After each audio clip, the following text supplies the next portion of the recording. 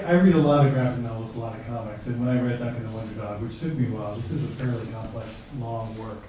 I can't imagine how long it would have took to create it. I have never, it's by far and away the most innovative, engaging, and successfully ambitious books I've read in this medium in years. So for me, this was clearly, I felt maybe a sense of awe at times when I read this book, but I also think it's a very challenging book that makes demands on its reader. That is very, I mean, just when you look here, you can see the different kinds of material presence that the book had. You can see what kind of, what he was drawing on. He does collage. He does things like this where he joins the words together. And this is, you know, in juxtaposition with fairly typical panel layout like storytelling. And there's enough going on in this book in terms of form and content. I thought that it was a really remarkable success. And it raises issues about the relationship between humans and animals that are genuinely transformative. I mean, I thought about this book all the time. For weeks after I read it, and I continue to think about the book. And I certainly can't say that about every comic I've ever read, thank God. But for me, this was such a standout book that I feel really fortunate to get the chance to read about and talk about it with the jury. Yeah, I'd have to second most of what Scott said. I'm a cartoonist, and it's a nice feeling when I open up a comic or a graphic novel and I can't begin to understand how the book was even made. There's so many sort of techniques at work here. I'm still not sure how this book was composed or put together. I can't even begin to think what sort of thought process went through putting these, how you plan this out. I don't know. It just feels as though it exists in this form. That's a really nice thing to have a book that feels like an object, like an art object, in addition to just some printed material. And what Scott said also, for me, a storyline that's trying to have us reconsider animals and human relationship to animals was something that was really nice for me to read, and is something that's important to me as a human being. Yeah. I'm sort of an old school comics guy, and I'll confess that when I first picked up Duncan the Wonder Dog, I couldn't even find Duncan in the story. 400 pages of really dense stuff. I actually didn't get it right away, but at the urging of my fellow jurors, I gave it a good second read and read about it and got a better feeling for what was happening here. I think in picking a book, you know, I was looking for something with some real gravitas and something that really moved the medium forward and dealt with subject matter in a unique way. And this book ultimately proved to do that. This guy deconstructs reality and then reassembles it through images, hundreds and hundreds of images, from talking dogs to critters, with hands, to human beings that are absolutely despicable. So it ends up making a statement not just about, animals and the way we treat them, but it's a very interesting, in-depth look at how we think of life on Earth in general and how we all fit together. And I understand this is only volume 1, 8 more to come. So this should be quite something. Thank you. Hello. I'm really thrilled to look at Duncan the Wonder Dog because I teach actually printmaking.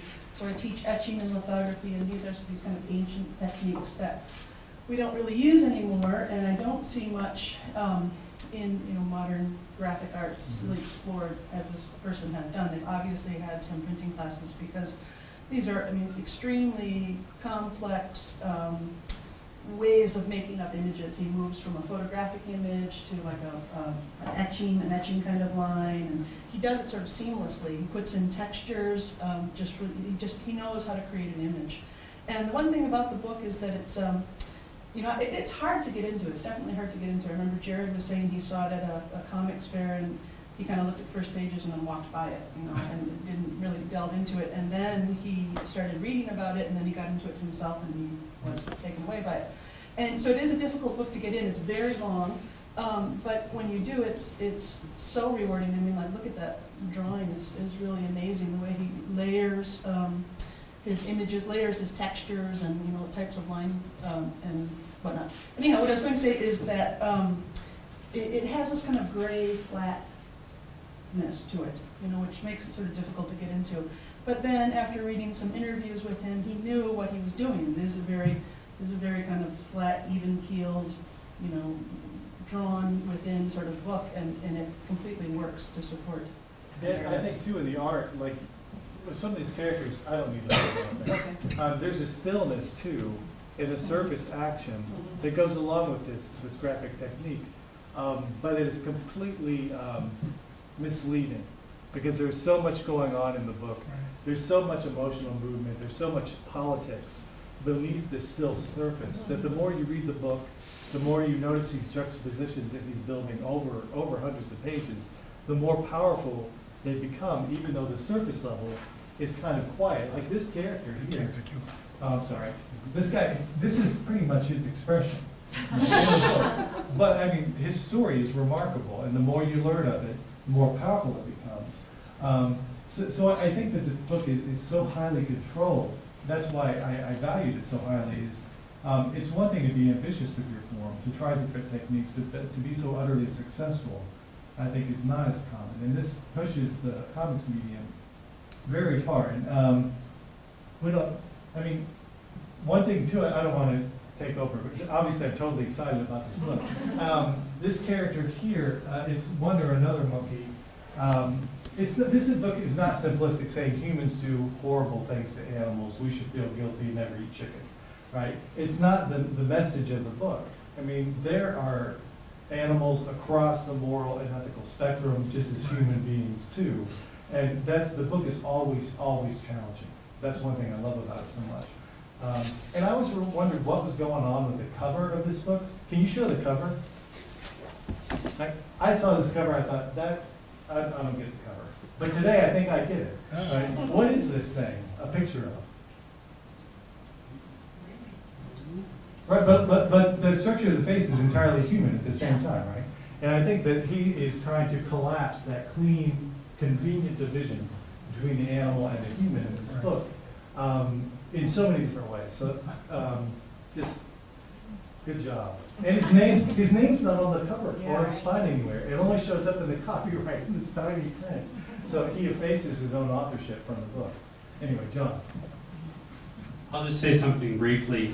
Those animal characters, some you can't even understand. The way the birds talk to each other is totally unique. It's like not the way that the humans might communicate, and they do their own thing, and it gives them their own personality as a species. And I think like saying that it goes beyond sort of the speciesist boundary is not saying too much about it.